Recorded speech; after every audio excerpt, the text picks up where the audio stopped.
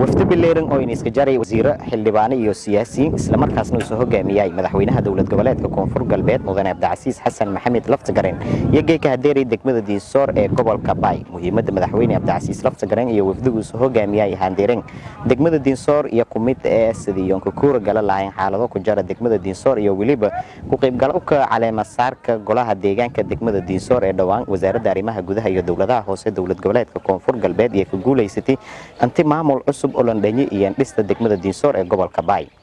garoonka diyaarado degmada Diinsoor wafdiga madaxweynaha hogaamiyay markii hadeeri iyo shacabkii ku qayb galay hadhawaayowka wafdiga madaxweynaha hogaamiyay oo in iska jaray siyaasiyiin iyo waliba saraakiil ciidamada xoogga dalka qaybo shal duban isla markaasna uu soo hogaamiyay gudoomiyaha degmada Diinsoor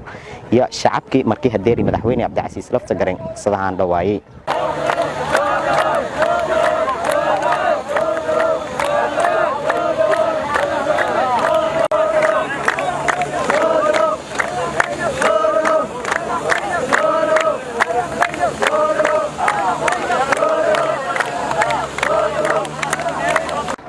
madaxweyne Cabdicasiis Laftagareen ee degmada Diinsoor ee gobolka Baay intii isku sugayay mayn kuur gala doonay xaalado ku jara degmada iyo waliba ku qayb galka caleema saarka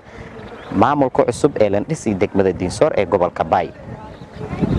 shacab iyo odayaal qaybo shal duban yaa hadhawaayowka iyo waliba imaatanka madaxweyne Cabdicasiis Laftagareen ee handhawaayeen